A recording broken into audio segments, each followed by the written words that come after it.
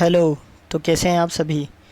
Welcome है आपका मेरे यूट्यूब चैनल MPPSC फाइटर में। ठीक है, तो आज हम कवर करेंगे NCERT क्लास 6 से हिस्ट्री के चैप्टर 5 को।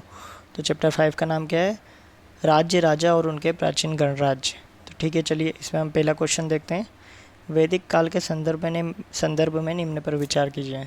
तो कौन से सही हैं? ठीक है, तो पहला इसमें क्या दे रखा है? शूद्रों को अछूत माना जाता था। दूसरा है सभी वर्णों का निर्धारण जन्म के आधार पर ही कर दिया जाता था। और सेकंड है क्षत्रिय और वैश्य दोनों को ही यज्ञ का अधिकार प्राप्त था। तो इसमें कौन सा है? हमारा जो दूसरा और तीसरा है, बी और सी है, वो सही है और पहला गलत है। ठीक है, नेक्स्ट हम देखते हैं किस काल में महिलाओं को शूद्रों के समान माना जाता था। तो किस काल में माना जाता था? वैदिक काल में।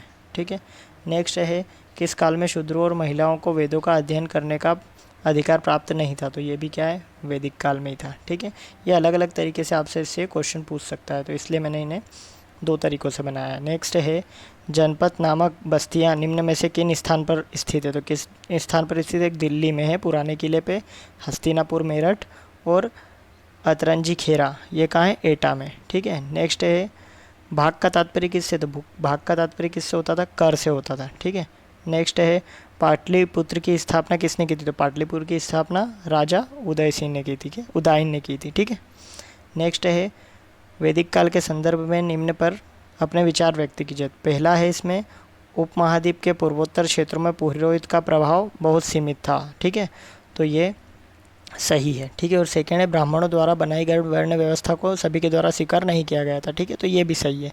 तो कौन सा? हमारा ए और बी दोनों ही सही है। ठीक है, नेक्स्ट है महाजनपदों की कार्यप्रणाली के संदर्भ में उपज का कितना हिस्सा कर के रूप में दिया जाता था? ये कर है। ठीक है, इसे कर लीजिए 1/6 हिस्सा। ठीक है, नेक्स्ट है कारीगर को कर का भुगतान किस प्रकार करना पड़ता था? तो कारीगर को जो कर का भुगतान उस टाइम करना पड़ता था वो श्रम के तौर पर करना पड़ता था। या तो राजा के यहाँ कुछ काम करो और कुछ दूसरी चीज़ें जो भी है श्रम के रूप में आपको उसका कर का भुगतान करना पड़ता था। नेक्स्ट है महाजनपद के संदर्भ में निम्न में से कौन सा कथन सत्य है? बताइए। तो पहला क्या है? उस समय के राजा सेना रखते थे जिन्हें वेतन दिया जाता था, जिन्हें वेतन के रूप में आहत सिक्के दिए जाते थे। ठीक है, और नेक्स्ट है महाजनपदों की कई राजधानियों में किलाबंदी हो गई थी। तो ये दूसरा सही है। पहला क्या है? पहले सभी को आहत सिक्कों के रूप में सैलरी नहीं दी जाती थी। ठीक है, किन्हीं किन्हीं को आहत सिक्कों के रूप में वेतन दिया जाता था। ठीक है, नेक्स्ट है प्राचीन नगर कौशाम्बी निम्न में से कहाँ स्थित है? इलाहाबाद में, उत्तर प्रदेश में। नेक्स्ट है महाजनपदीय कर व्यवस्था के संदर्भ में निम्न कथनों पर विचार व्यक्त कीजिए। तो निम्न में से कौन सा कथन सही है ये आपको बताना है। तो पहला है पशुपालकों को जानवरों या उनके उत्पाद के रूप में कर देना पड़ता था। ठीक है, मतलब उत्पाद बोले तो जानवरों के जो भी है दूध और इनसे जो भी अलग अलग प्रकार के पदार्थ बनाए जाते थे उनके उत्पादों के रूप में उस आखेटक संग्रह को कर में छूट प्रदान थी। तो ये गलत है, उनसे भी कर लिया जाता था। नेक्स्ट है व्यापारियों को सामान के क्रय और विक्रय दोनों पर कर देना पड़ता। तो ये सही है। तो पहला और तीसरा हमारा सही है, ए और सी सही है। ठीक है, दिग् निकाय क्या है? तो दिग् निकाय क्या है? एक बौद्ध ग्रंथ है। नेक्स्ट है अजातशत्रु किस पर आक्रमण करना चाहता था? तो ये वज्जी संघ पर आक्रमण करना चाहता था। ठीक है, नेक्स्ट है अजातशत्रु ने मंत्री को बुद्ध के पास सलाह के लिए भेजा था। उस मंत्री का नाम क्या है? अजातशत्रु जब युद्ध करने वाला था तो उसने अपने मंत्री को बुद्ध के पास सलाह लेने के लिए भेजा था। ठीक है, तो उसका नाम क्या था? वस्कार। ठीक है, नेक्स्ट है गणों या संघों पर निम्न में से किस शासक ने विजय प्राप्त करी थी? गुप्त ने प्राप्त की थी। गण या संघ के संदर्भ में निम्न पर विचार कीजिए। तो कौन सा सही है ये बताना है।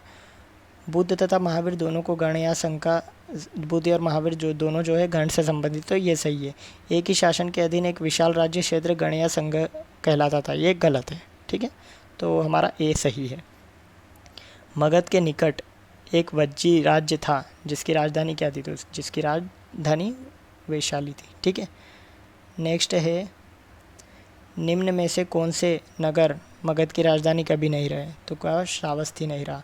बाकी ये जो तीन है राजगीर, पाटलिपुत्र, ये दोनों मगध की राजधानी रह चुके हैं। ठीक है, नेक्स्ट है निम्न में से कौन मगध का शासक नहीं रहा है? तो इसमें कौन सा? हमारा प्रेसनजीत जो है मगध का शासक नहीं रहा है। ठीक है, और ये तीनों रहे हैं अजातशत्रु, बिंबिसार और ये महापंपानंद। ठीक है, नेक्स्ट है मगध के संदर्भ में निम्न पर विचार कीजिए। तो इसमें से कौन सा कथन सही है वो आपको बताना है। गंगा और सोन नदियाँ मगध से होकर गुजरती, तो ये सही है।